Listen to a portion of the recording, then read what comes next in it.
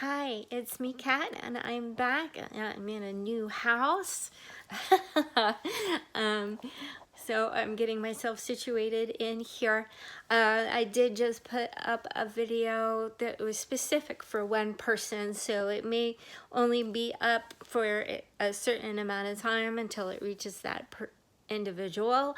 I hope that works. We'll see what happens. I don't always do something like that. I normally work in modalities using tarot cards or oracle cards, but I did want to explain so you don't think that I'm crazy. I am a sensitive. I am clairaudience. I am clairvoyance. I don't call myself a psychic, although some people have called me a psychic. Most people who know me say that I have one foot in this world and another foot in the spiritual world. So essentially what one of my friends finally said is, welcome, you have been inducted in I'm like, what? So essentially what has happened is I am technically a shaman. My whole life I have been fascinated by the spirit world, by when I was 7 years old, I was reading Edgar Allan Poe, and it kind of got started by The Raven, and I think that was on Sesame Street or something. But I just became obsessed, and it was kind of weird for my mother because we had lived in Baltimore at one point, and for whatever reason I became I needed to read everything by Edgar Allan Poe, and I don't think my mom liked the fact that her 7-year-old daughter wanted to read everything by Edgar Allan Poe. But I was also becoming incredibly intrigued by the paranormal. We were living in upstate New York, and I love most of my childhood there, but there are blocks of it that I just don't even remember.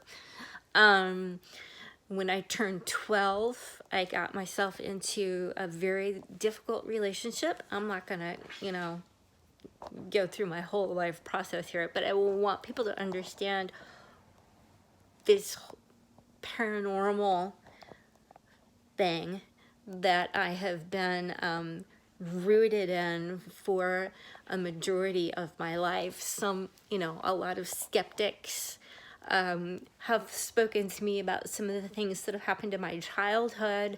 And so, and those skeptics at first were, of course, the therapists that I was going to see. So I've been on aripiprazole, I've been on several different antipsychotic medications to try and help to stop me from seeing all of the things out of my peripheral vision, to stop the things that I hear, all this kind of stuff. And it doesn't stop at all.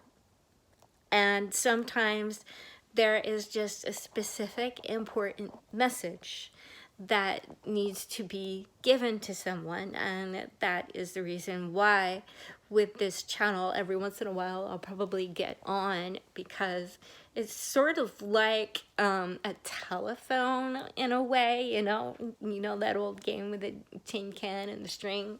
Hello, can you hear me? Please tell me you hear me. So it's kind of like that in a way. So I'll hear, a spirit might be kind of hanging around, maybe seeing my relationship with my mother and thinking, oh, I wish I had that kind of relationship with my daughter, and starts to send me different images, and then I start to hear different things, and then I'll start to realize, oh, there's a husky, a white husky, and I start to see different images of a little boy, or different things happening. And so it happens in several different ways for me. and I can't force it to happen. And as some of my friends know, I'll get sent these images and I have no idea what they mean sometimes. And so, I mean, even in the past, I was talking with one of my friends at the park, and she was talking about one of her friends, and I said, I don't know why I keep seeing like this door with a brass plaque on it and these numbers. And I would tell her about it. She's like, oh my God, you know, that's such and such a date for whatever. So for whatever reason, the way things get shown to me in symbols, it's kind of interesting and fascinating. You know, this whole spirit world. It would be great if we had specific answers for absolutely everything. I know that when I've gone in for MRIs and MRAs and all sorts of things, they say that my brainwave activity is very similar to someone else's, and they said, oh, this is kind of cool because this person is a, oh, I'm really not supposed to talk about that, but you two are a lot alike and you would probably get along really well. So it was just kind of an interesting phenomenon, so to speak. So, you know, the supernatural world, the preternatural world that is on earth with us and wants to give us messages sometimes. If it can't get to one person, we'll go to another person and hoping that that message will go through and that the right person will see it and the right you know, situations will happen in order to protect certain individuals. And the reason why I quite often put my YouTube videos up are for helping people. I just, you know, sometimes I just have that little urge to want to get on and put a message out because I know that someone will watch it and it will help that. Maybe it will only help one person or two people. And maybe I'll get like, I don't care if I get like 500 thumbs down, as long as one or two people that message needed to get to helps. That's what's important to me, because I'm working from my heart and my gut. If I were working from my mind, I probably wouldn't be putting these up, because I'm very sensitive about actually, I don't like attention. I'm not someone who's big into having attention, and I've always been very camera shy, so to speak. I was bullied quite a bit when I was a little girl because not a lot of people understood me, and I had crooked teeth, and my hair was orange because I had strawberry blonde hair, and then it started changing to brown, and now I have to use henna in order to cover up my white hairs. If you hear scrabbling in the background back here, that is my dog Amor. He now has his own YouTube channel, which is quickly growing with so many more views than I get. I'm almost jealous, but it's cool. He's becoming a kind of a local celebrity here in town, which is kind of funny. But I just wanted to put this message up so people can kind of understand where I'm coming from.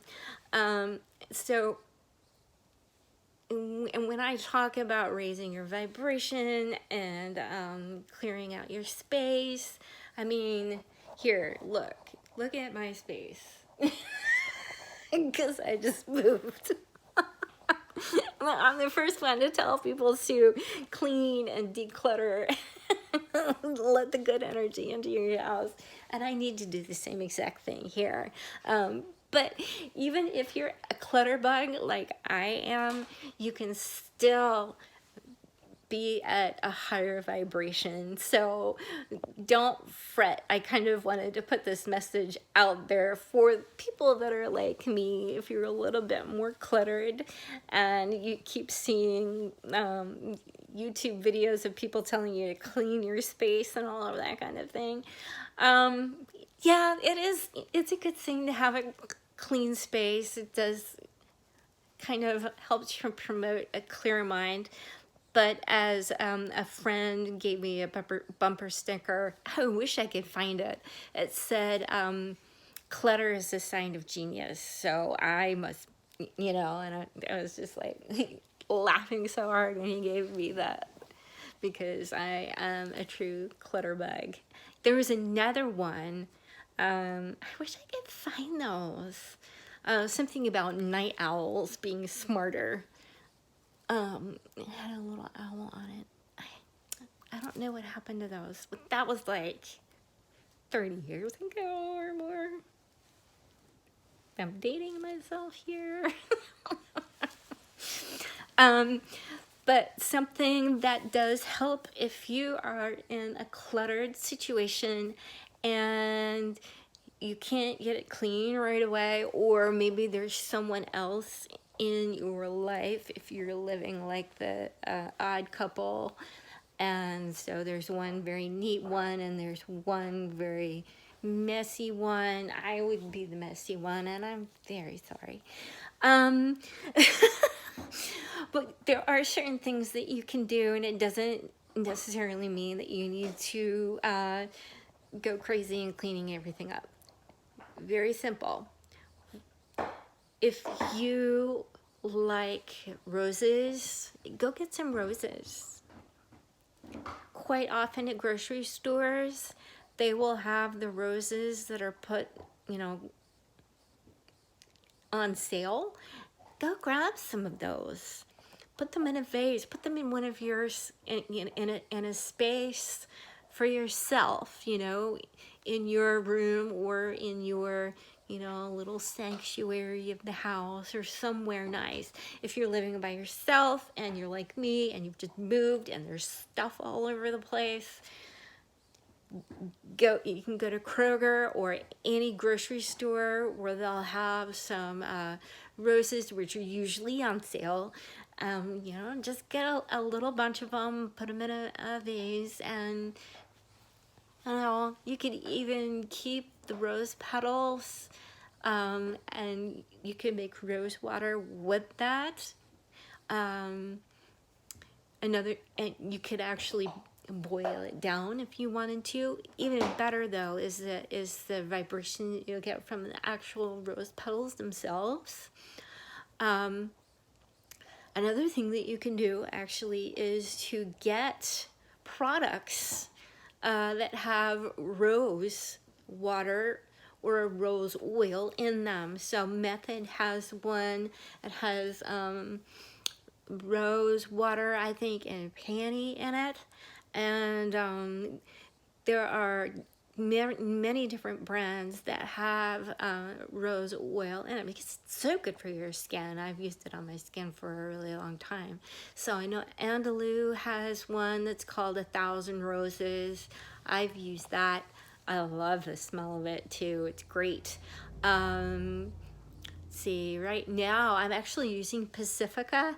They have a rose line, rose and kombucha, which is really wonderful too. So look for some products that you can afford that have rose in it. If you can't afford that, if you can just get the rose oil, you can actually dilute it. Make sure you dilute it. You can put it in a little spritzer bottle.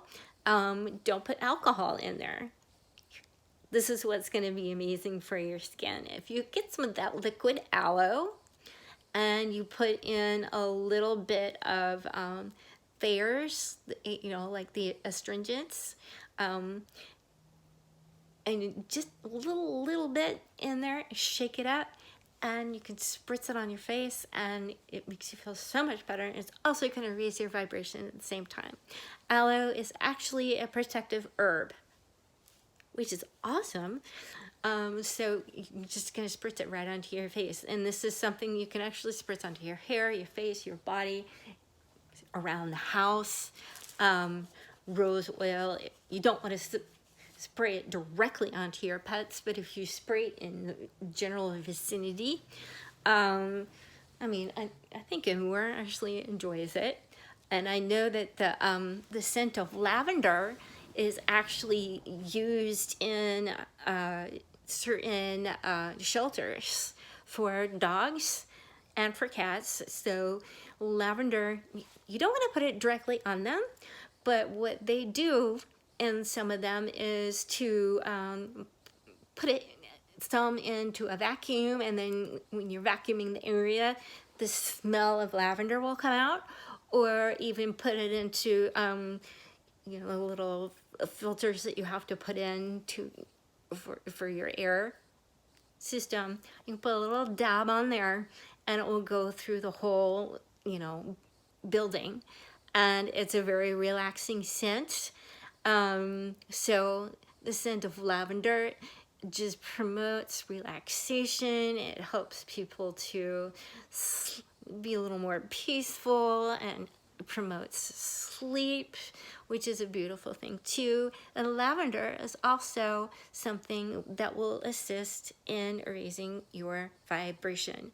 And sometimes if you go to the right store, I think Bilo sometimes has it, or sometimes in and even in the Dollar General stores, they'll have some teas that have that are made with rose and lavender. There may be a Tulsi tea that you can find that has both in it. Chamomile and rose and lavender, I have found for myself, have been very, very helpful for me, not just to help me to try and wind down at night so that I can get some sleep, because I am such a night owl. Sometimes I do have a problem trying to fall asleep. Fortunately, I've had insomnia for a very long time. But the chamomile and the lavender and the rose do seem to have a nice calming effect on me. And it's just and they smell good too at the same time. So you can use tea, you can use oils. Another suggestion is to go over to a clean diet. So eliminating all of the starches from your diet, and that does mean potatoes too, unfortunately. So it's taking out the starches. So if you love potatoes as much as I do, and even sweet potatoes, which I thought were really, really good for me, you know, sometimes those energies can kind of pull you down.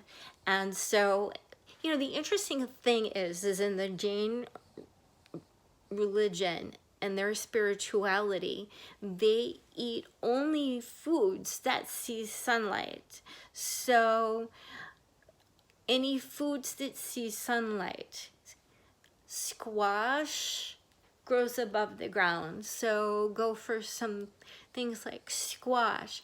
Carrots grow under the ground, and even though, you know, they're noted for having vitamin A, which is good for your eyesight and everything, it's still a starch. So if you have a hard time breaking down starches, if you get really bloated sometimes after eating like potatoes or carrots or anything, that is kind of a signal from your body. And I've noticed it in myself and in working with someone specific that you know, you really shouldn't be eating that. And I am going to give a shout out and a link to Kat Coman, because she has been helping me so much with my diet and totally turning it around. And it's been hard, because let me tell you, she's going to laugh if she watches this. I am a girl who likes her pizza, and I don't want to give up my pizza.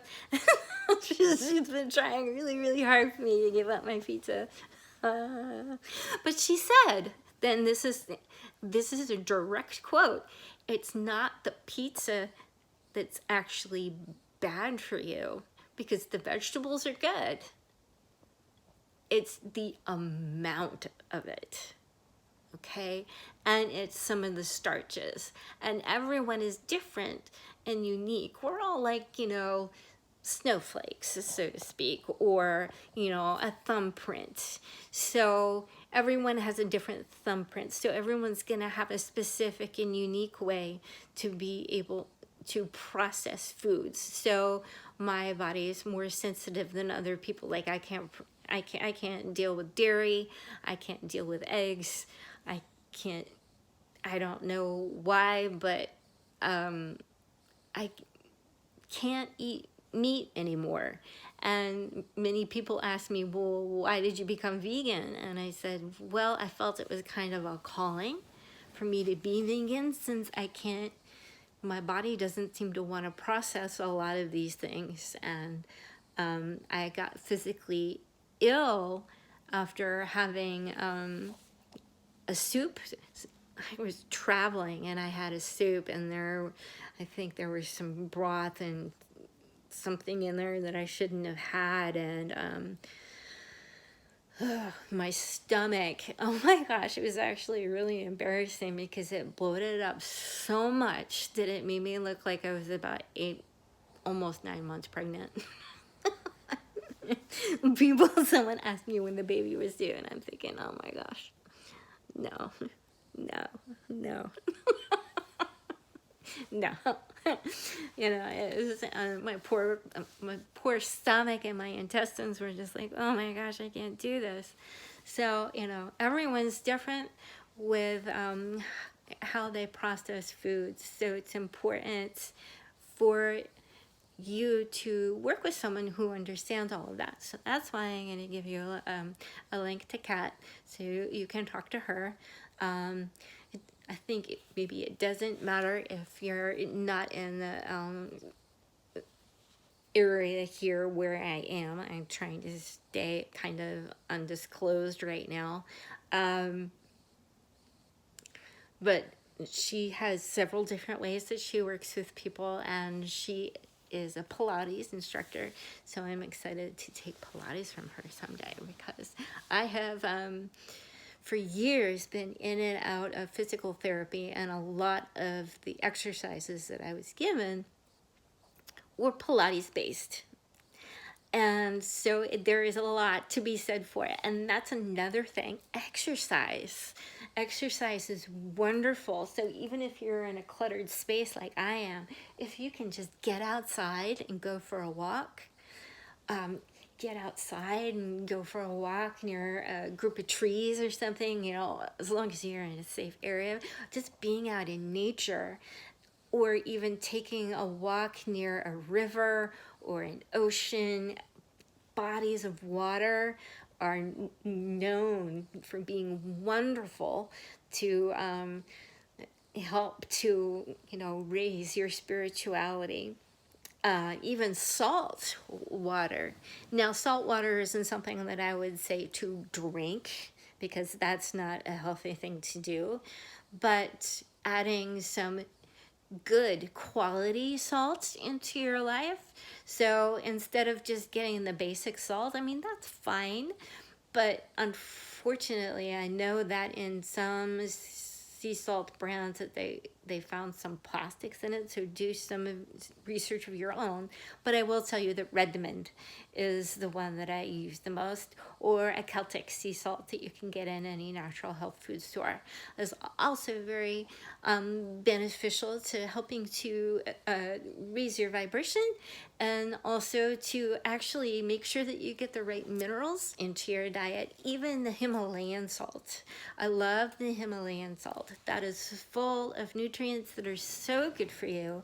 And kind of a cool thing that you can do is to take the Himalayan salt or the sea salt, and you put it in, you know, a safe little container that you can have in your, if you don't have a bathtub. I don't have a bathtub that I can really use right now. So in the shower, you can just take some salt and you can just, it's a great exfoliator.